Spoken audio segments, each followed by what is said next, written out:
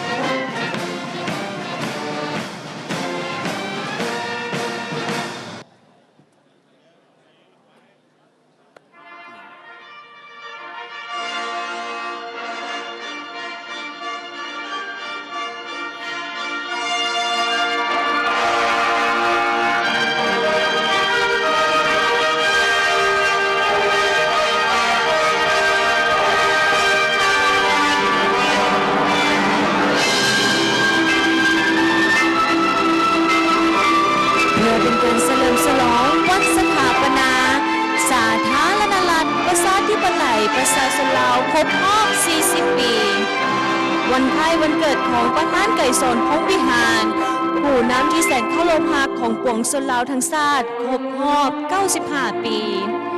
วันสร้างตั้งแขวงไส้สมบูรณ์ครบรอบ 2 ปี และเปิดสัปดาห์ท่องเที่ยวแขวงไส้สมบูรณ์ 2015 โดยภายใต้การชี้นำพาขององค์คณะบริหารงานภาคแขวงไส้สมบูรณ์และได้รับการช่วยเหลือจาก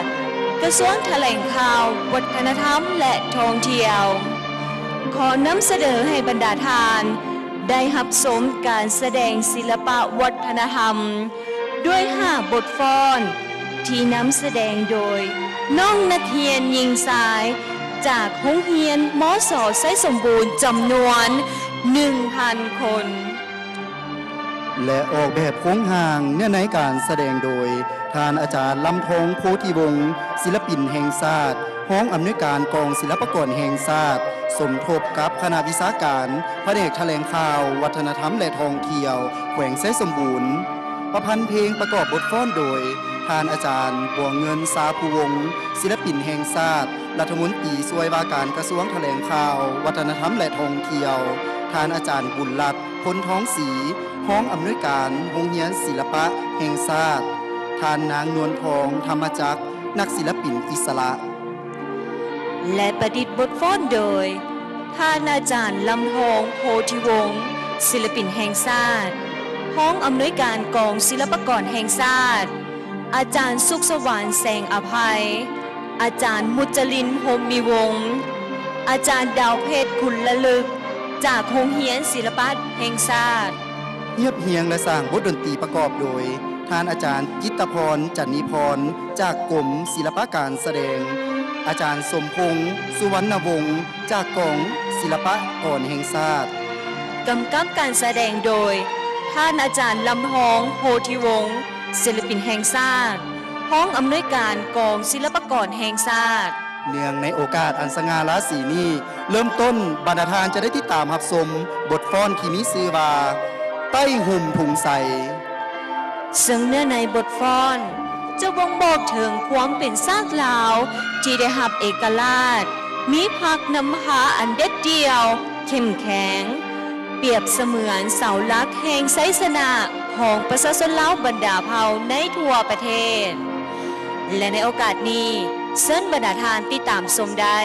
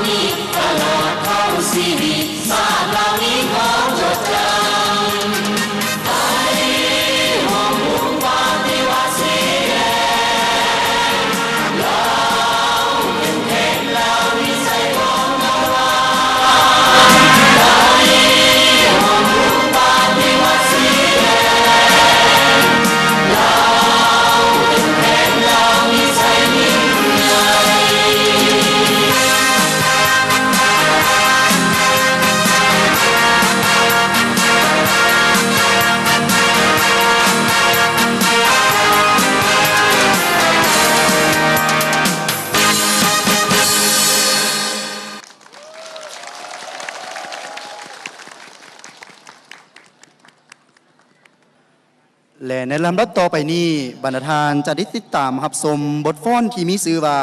สามัคคีสวนเผ่าสร้างสาพัฒนา ซึ่งวันในบทฟ้อน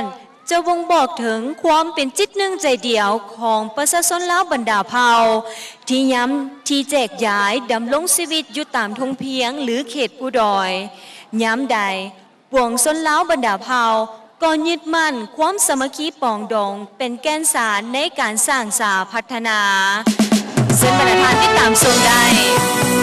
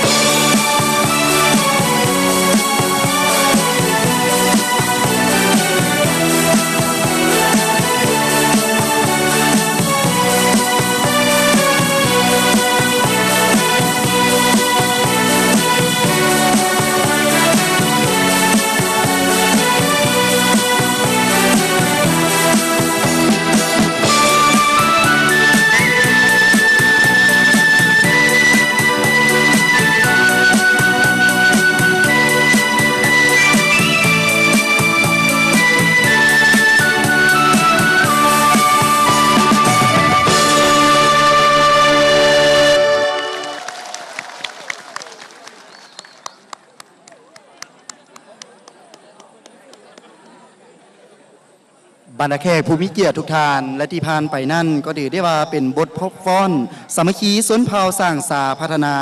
และลำดับต่อไปนี้ขอเฮียนเซินบรรดาทานติดตามรับชมบทฟ้อนที่มีชื่อว่าจดจำบุญคุณของผักเนื้อในบทฟ้อนจะบ่งบอกถึงความเคารพบูชาของประชาชนลาวบรรดาเผ่าโดยเฉพาะก็แม่นพ่อแม่ประชาชนชาวแขวงไซสมบูรณ์ย้อนมีผักประชาชนปฏิวัติลาวที่สลาดซองใสเฮ็ดให้ประชาชนลาวมีชีวิตที่ดีขึ้นมีความผาสุกดังนั้นประชาชนลาวบรรดาเผ่าจึงขอน้อมสดุดีจดจำบุญคุณของผักขออวยพรให้ภาคประชาชนปฏิวัติลาวผู้มีเกียรติสง่าจงเจริญเสินบรรดาทานติดตามรับชมบทฟ้อนได้